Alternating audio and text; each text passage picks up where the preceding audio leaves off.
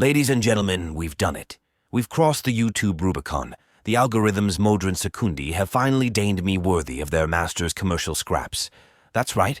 I am now a paid cog of the machine cult, which means I can also accept things like super thanks, super chats, and channel memberships now, hence the new join button down below the video window and the little $sign in the chat bar during premieres. Now, if I was in this life just for the dough, I'd have gone and become something useless like a banker, a lawyer, politician, or stock trader. But that said, I do still need to eat. So should you feel that I or this channel deserves it, and you have the means to do so, if you'd consider tossing a coin or two my way, you'd not find me ungrateful. But anyway, panhandling aside, let's get on with your bidiurnal meat and potatoes, shall we? For the sake of simplicity on my end and ease of digestion on yours, I've divided this video's topic up into 4 main categories: metals and alloys, composites and laminates, polymers and metamaterials. Obviously, each one of these could, and has, filled up entire libraries by itself. But if you know anything about me or my channel, you'll predict I'm not going to go nearly so deep into the brush. Instead, I shall endeavor to give as compactly comprehensive an analysis of each as my knowledge, resources, and standard video format can accommodate. Starting us off with matter the first.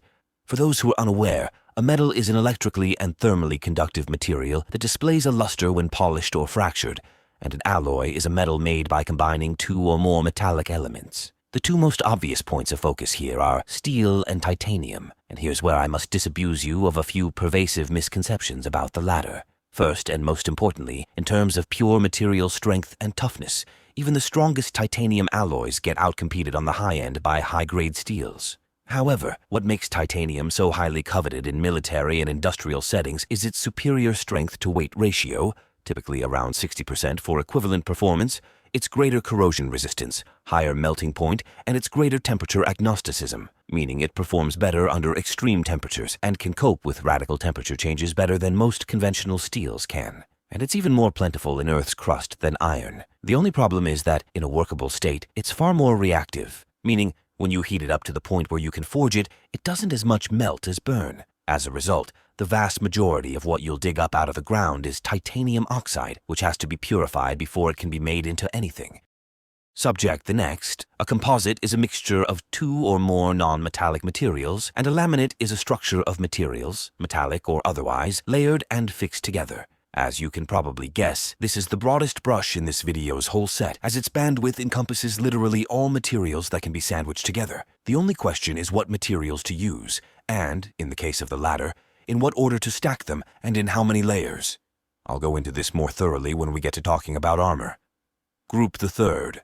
A polymer is a substance whose molecular structure majoritively consists of similar units bonded together. That is to say, long repeating chains of molecules. Much like how being a regular matrix of elemental components gives an alloy or composite crystal its unique performance quirks, a polymer's molecular regularity affords similar benefits. However, the latter's more lenient structural bandwidth affords it a far greater variety of proportions and properties.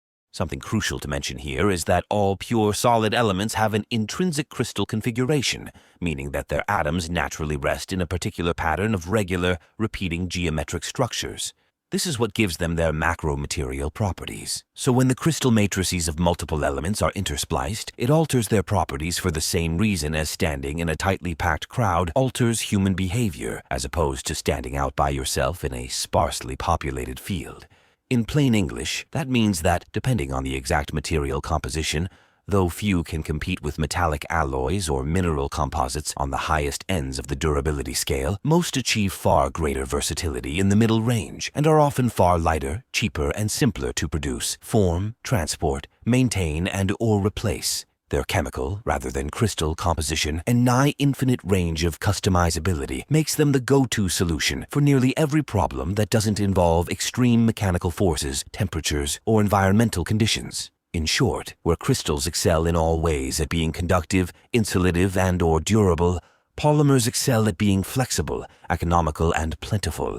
Last, group the fourth. Just as with composites, metamaterial is a catch-all term for a man-made substance designed with novel properties from, and ideally superior to, those of natural materials. Its umbrella most broadly includes things such as high-entropy alloys, aerogels, metallic foams, and smart materials.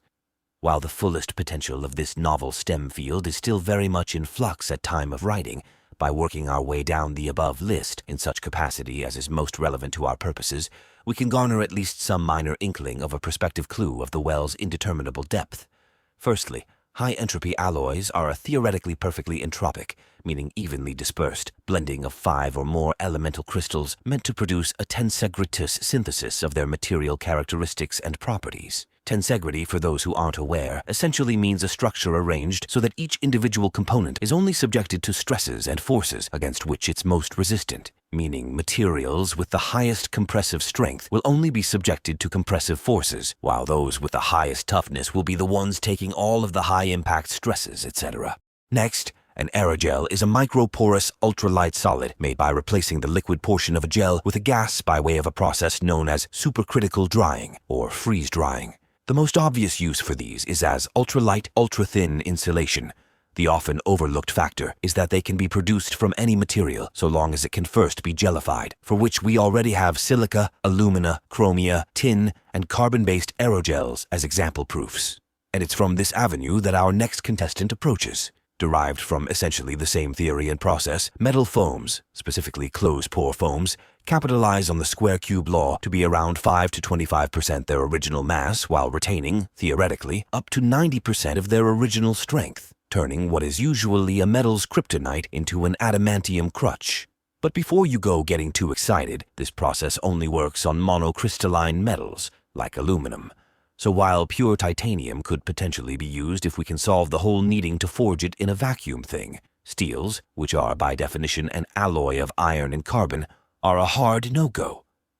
And third, smart materials, also known as responsive materials, are defined as materials which have one or more controllable properties, like piezoelectric, thermoelectric, photovoltaic, shape memory, ferrofluidity, self-healing, dielectric elasticity, electroactivity, chemoresponsiveness, and many, many more. Again, they'll easily make a whole video unto themselves, so they'll have to go on that to-do later list for the time being. And on that same beat, as is becoming this series' running theme, I could continue on this track for days, at bare minimum, but for the sake of not making us all want to excise our eardrums with a rusty crochet hook, I'm going to call it there for one sitting. As always, if you like where this train's going and want to see more, remember to leave a like and subscribe.